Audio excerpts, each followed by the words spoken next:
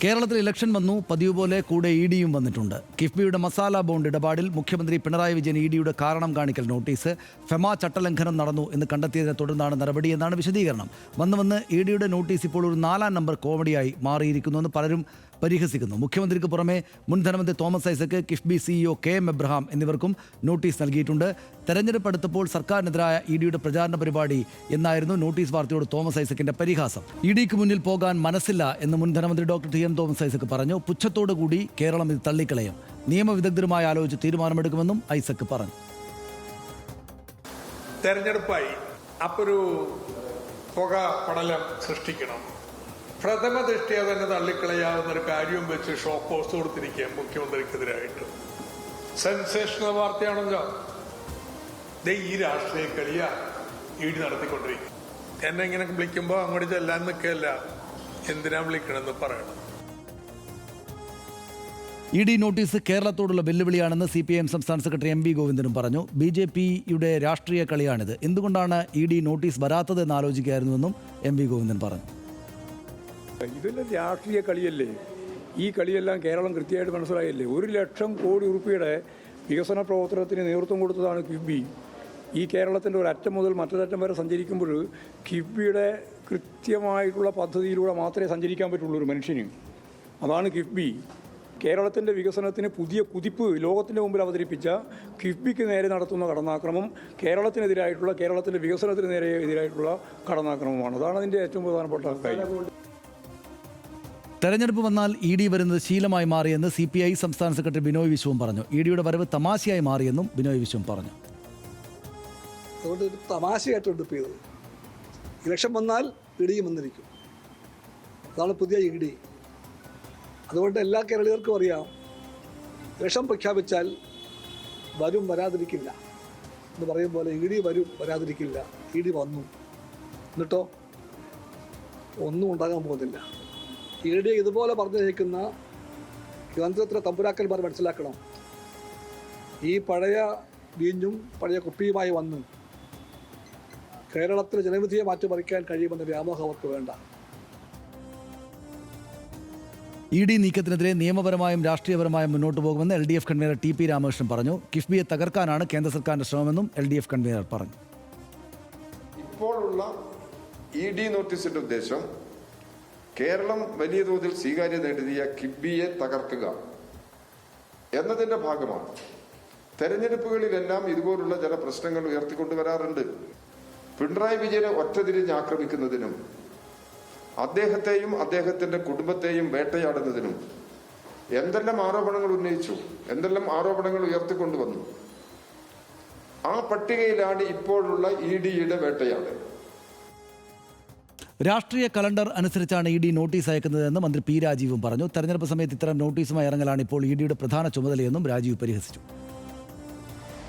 യഥാർത്ഥത്തിൽ ഈ 2025-26 എന്ന് പറഞ്ഞ ഇ ഡി നോട്ടീസുകളുടെ വർഷമാണല്ലോ നമ്മുടെ ഒരു രാഷ്ട്രീയ കലണ്ടർ അനുസരിച്ചിട്ട്. 2020 വളരെ ശക്തമായി ഇ ഡി നോട്ടീസ് വന്നതായിട്ടാണല്ലോ എല്ലാവരും റിപ്പോർട്ട് ചെയ്യുന്നത് കിഫ്ബിയെ സംബന്ധിച്ച് തന്നെ. ഇപ്പോൾ തദ്ദേശ സ്വയംഭരണ തെരഞ്ഞെടുപ്പ് ഒരാഴ്ചയല്ലേ ഉള്ളൂ. അപ്പോൾ ഒരു നോട്ടീസ് ഇരിക്കട്ടെ എന്ന് കരുതിയിട്ട് അയച്ചാകാനാണ് സാധ്യത. അതാണല്ലോ ഇന്നത്തെ രാജ്യത്ത് ഇ ഡിയുടെ പ്രധാന ചുമതലയുമുള്ളത്. തെരഞ്ഞെടുപ്പ് സമയത്ത് ഇത്തരത്തിലുള്ള നോട്ടീസുകൾ, മറ്റ് ഭീഷണികളൊക്കെ ഇറങ്ങുക എന്നുള്ളതാണല്ലോ ഇ ഡിയുടെ സ്ഥിരമായിട്ടുള്ള സ്വഭാവം. മസാല ബോണ്ടിന് പിന്നിൽ അഴിമതിയും ദുരൂഹതയും ഭരണഘടനാപരമായ പാളിച്ചകളുമുണ്ടെന്ന് പ്രതിപക്ഷ നേതാവ് V.D. സതീശൻ പറഞ്ഞു. CPIM-നെയും മുഖ്യമന്ത്രി ഒന്ന് പേടിപ്പിക്കുന്നതിനപ്പുറം ഇ ഡി ഒന്നും ചെയ്യില്ലെന്നും സതീശൻ പറഞ്ഞു. ഭരണഘടനയുടെ 293(1) വകുപ്പ് അനുസരിച്ച് ആ വകുപ്പിനെ ലംഘിച്ചുകൊണ്ടാണ് ഇതെടുത്തിരിക്കുന്നത്. മാത്രമല്ല SNC ലാവലിനുമായി ബന്ധമുള്ള CDPQ എന്ന കമ്പനിയിൽ നിന്നാണ് ഇത് ചെയ്തിരിക്കുന്നത്. കരുവന്നൂർ ബാങ്കിൽ കഴിഞ്ഞ പാർലമെൻറ്റ് ഇലക്ഷൻ്റെ തൊട്ട് മുമ്പ് ഇതുപോലെ ഒരു നോട്ടീസ് അയച്ചിരുന്നു. അന്ന് ഞങ്ങൾ പറഞ്ഞ മറുപടി, പ്രതിപക്ഷം പറഞ്ഞത് അത് തൃശ്ശൂർ പാർലമെൻറ്റ് തെരഞ്ഞെടുപ്പ് മാത്രം ലക്ഷ്യമാക്കിയിട്ടുള്ളൊരു ഭയപ്പെടുത്തലാണ്. കേരളത്തിൽ BJPയെ സഹായിക്കാൻ വേണ്ടിയിട്ടുള്ള പേടിപ്പിച്ച് CPM നേതൃത്വത്തെ പേടിപ്പിച്ചുണ്ടാക്കുന്ന ഒന്നല്ലാതെ ഞാൻ കൂടുതലൊന്നും ഇ ഡി ചെയ്യില്ല. ഇനിയും പ്രതികരണങ്ങളുണ്ട് ഹർഷ. നമുക്ക് അതിലേക്ക് പോകുന്നതിന് മുമ്പ് നമുക്ക് സമയമില്ലല്ലോ, ചർച്ച നടത്തി അങ്ങ് പോവാം. അതെല്ലാവരും നാട്ടുകാർ കണ്ടതാണ്. ഇപ്പോൾ അല്ല, നാട്ടുകാരും ഇതിപ്പോൾ എന്തിന് ചർച്ച എടുക്കുന്നു എന്നുള്ള തോന്നലിലായിരിക്കും ഉണ്ടാവും. ഇപ്പോൾ തെരഞ്ഞെടുപ്പ് മസാല ദോശയാണെങ്കിൽ ഇ ഡി വടയാണ് ഒന്നിച്ചാ വരിക. അല്ല, എനിക്ക് തോന്നുന്നത് ഈ കേസിൽ സംഭവിച്ചിരിക്കുന്നതിനൊരു സാധ്യത ഞാൻ കാണുന്നത് തെരഞ്ഞെടുപ്പ് കാലമാണ്. ഒരു എൻഫോഴ്സ്മെന്റ് ഡയറക്ടറേറ്റിന്റെ ഇടപെടൽ ഉണ്ടാവണം എന്നുള്ള നിർദ്ദേശം ഒരുപക്ഷെ എവിടെ നിന്നെങ്കിലും വന്നിട്ടുണ്ടാവാം. കാരണം 2016 RBI സർക്കുലർ എടുത്തു വെച്ചിട്ടാണ് ഒരു നോട്ടീസ് ഇപ്പോൾ അയച്ചിരിക്കുന്നത്. 2019 അത് പുതുക്കിയിട്ടുണ്ട്. അപ്പോൾ അത് എൻഫോഴ്സ്മെന്റ് ഡയറക്ടറേറ്റ് അറിഞ്ഞിട്ടില്ലേ? ഇത് ചുമ്മാതല്ല. ഈ കൺവിക്ഷൻ റേറ്റൊക്കെ 1% താഴെ മാത്രം എൻഫോഴ്സ്മെന്റ് ഡയറക്ടറേറ്റിന് നിൽക്കുന്നത്. സനീഷ്, ഞാൻ വെറുതെ ഒന്ന് ഓടിച്ചു നോക്കിയപ്പോൾ എനിക്കിപ്പോൾ സത്യത്തിൽ ഇപ്പോൾ എല്ലാം വായിക്കാൻ സമയമില്ല നമുക്ക്.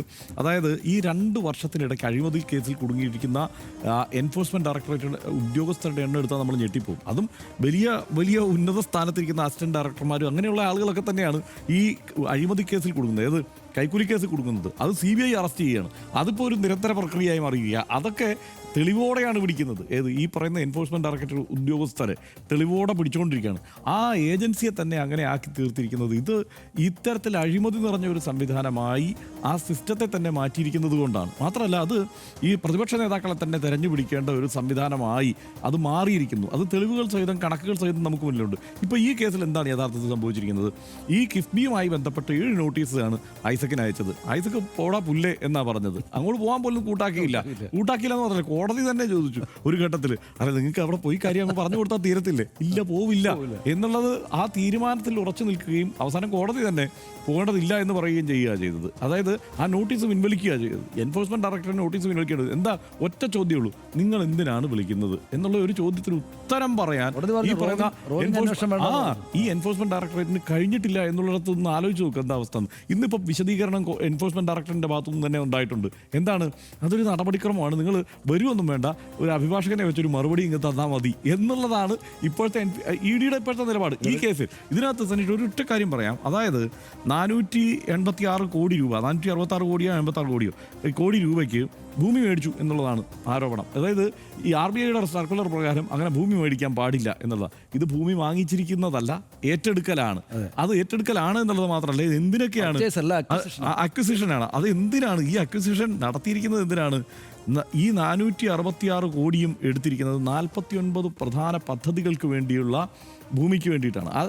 ആ പദ്ധതികളാണ് നടപ്പാക്കിയിരിക്കുന്നത്. അതിനകത്ത് ഈ പറയുന്ന പാലങ്ങൾ വരും, ഓവർ ബ്രിഡ്ജുകൾ വരും, അങ്ങനെ കുടിവെള്ള പദ്ധതികൾ, ഇങ്ങനെ പല പദ്ധതികളാണ്. ഈ പദ്ധതികൾക്ക് ഏറ്റെടുത്ത ഭൂമിക്ക് മുടക്കിയിരിക്കുന്ന തുകയെയാണ് ഇത് ഫെമ ലംഘനമാണെന്ന് പറഞ്ഞിട്ട് ഇപ്പോൾ നോട്ടീസ് അയച്ചിരിക്കുന്നത്. ഇത് മാത്രമല്ല, ഇതിനകത്തുള്ള ഒരു കാര്യം എന്താ വെച്ചാൽ 2019 ഇത് 2016 സർക്കുലർ വെച്ചാണ് ഈ നോട്ടീസ് അയച്ചിരിക്കുന്നത്. 2019 ഈ സർക്കുലറിന് ഭേദഗതി വരുത്തിക്കൊണ്ട് 5 വിഷയങ്ങൾ ഉൾപ്പെടുത്തുകയും ആ വിഷയങ്ങളിൽ ഇത് ഉൾപ്പെടുന്നുമുണ്ട്. അതിനനുസരിച്ച് മാത്രമേ ഈ ഭൂമി ഏറ്റെടുത്തിട്ടുള്ളൂ. ഇതാണ് വസ്തുത എന്നിരിക്കെ ഇതിപ്പോൾ തെരഞ്ഞെടുപ്പ് കാല നോട്ടീസ് എന്ന നിലയ്ക്ക് മാത്രമേ തൽക്കാലം പരിഗണിക്കേണ്ടതുള്ളൂ. അത്രേ ഉള്ളൂ. ഞാനതിൽ കൂടുതൽ പറയില്ല. ഇതിപ്പോൾ എല്ലാം ഒരേ കാര്യം റിപ്പീറ്റ് ചെയ്തുകൊണ്ടിരിക്കുകയെന്ന് വെച്ചാൽ EDക്ക് ബോറടിയില്ലെങ്കിൽ നമുക്ക് ബോറടി ഉണ്ടല്ലോ. അതിലെനിക്ക് തോമസ് ഐസക്ക് പറഞ്ഞതിൽ ഏറ്റവും രസകരമായൊരു കാര്യമായിട്ട് എനിക്ക് തോന്നിയത്, ഈ പറഞ്ഞ് ഞാൻ എന്തിനു വരണം, നിങ്ങൾ നിങ്ങളുടെ പണിയെടുത്തു എന്നുള്ള മട്ടിലാണ് മൂപ്പര് ആ കാര്യം പറഞ്ഞിരിക്കുന്നത്. അപ്പോൾ ഈ പറഞ്ഞ പോലെ അക്വിസിഷനും ലാൻഡ് വാങ്ങിയതും തമ്മിലുള്ള ഈ വ്യത്യാസം പറഞ്ഞാൽ തന്നെ ഇവർ ഈ കാര്യം കൊണ്ട് പോകുമെന്നാണ് എനിക്ക് തോന്നുന്നത്. ഞാൻ എപ്പോഴും ഓർക്കാറുള്ളത് ഇത്തരം ഘട്ടങ്ങളിൽ KT ജലീലിനെ ED വിളിച്ചുകൊണ്ടുപോയതാണ്. വൻ പ്രചണ്ഡമായ പ്രചാരണത്തിനൊടുവിൽ ഇപ്പോൾ പിടിയിലാവും എന്നൊക്കെ പറഞ്ഞിട്ടാണ് പോയത്. പക്ഷേ അത് സംഭവിച്ചില്ല. ഇതിപ്പോൾ ഐസക്ക് പറഞ്ഞതിൽ പ്രധാനപ്പെട്ട മറ്റൊരു തമാശ അതാണ്. അതായത് 5 ദിവസമായിട്ടേ അവർക്ക് കിട്ടിയിട്ട്, അപ്പോൾ അവരത് മൈൻഡ് ചെയ്യേണ്ടായപ്പോൾ വാർത്തയായില്ല. അപ്പോൾ അവർ EDക്കാർ വിളിച്ച് മാധ്യമങ്ങൾ കൊടുത്ത് വാർത്തയാക്കിയതാണ്. പ്രതിപക്ഷം പറയുന്ന ഒരു കാര്യത്തിൽ ഞാൻ യോജിക്കുക. എന്താണെന്നറിയോ, ഇത് വെറുതെ സർക്കാരുമായുള്ള ഒത്തുകളിയാണ് എന്നുള്ള ആരോപണമുണ്ടല്ലോ. EDക്ക് അങ്ങനെ ഒരു ഒത്തുകളി ഉണ്ടോ എന്ന് എനിക്ക് ന്യായമായ സംശയമുണ്ട്. കാരണം എന്താണെന്ന് വെച്ച് കഴിഞ്ഞാൽ ഈ പറയുന്ന 466 കോടി രൂപ ഇവിടുത്തെ അടിസ്ഥാന സൗകര്യ വികസനത്തിന് വേണ്ടിയിട്ട് സർക്കാർ മുടക്കിയിട്ടുണ്ട് എന്ന് എൻഫോഴ്സ്മെന്റ് ഡയറക്ടറേറ്റ് വഴി ഇപ്പോൾ വീണ്ടും നാട്ടുകാരെ അറിഞ്ഞിരിക്കുന്നു എന്നുള്ളതാണ്. ലോക്കൽ ബോഡി ഇലക്ഷൻ പ്രചാരണം നടത്താനുള്ള ആയുധം കൊടുക്കുകയാണ്. ഓണം വന്നാൽ പച്ചക്കറി വില കൂടും, പുതുവർഷം വന്നാൽ ന്യൂ ഇയർ റെസൊല്യൂഷന്റെ ഭാഗമായി ജിമ്മുകളിൽ മെമ്പർഷിപ്പ് കൂടും എന്നൊക്കെ പറയും പോലെ തെരഞ്ഞെടുപ്പ് വന്നാൽ കേരളത്തിൽ ED വരുന്നതും ശീലമായി കഴിഞ്ഞു. പ്രതിപക്ഷവും സംസ്ഥാന BJPയും പോലും ഈ ED നോട്ടീസ് നൽകുന്ന വില കണ്ടാൽ നമുക്കത് മനസ്സിലാകുന്നുമുണ്ട്.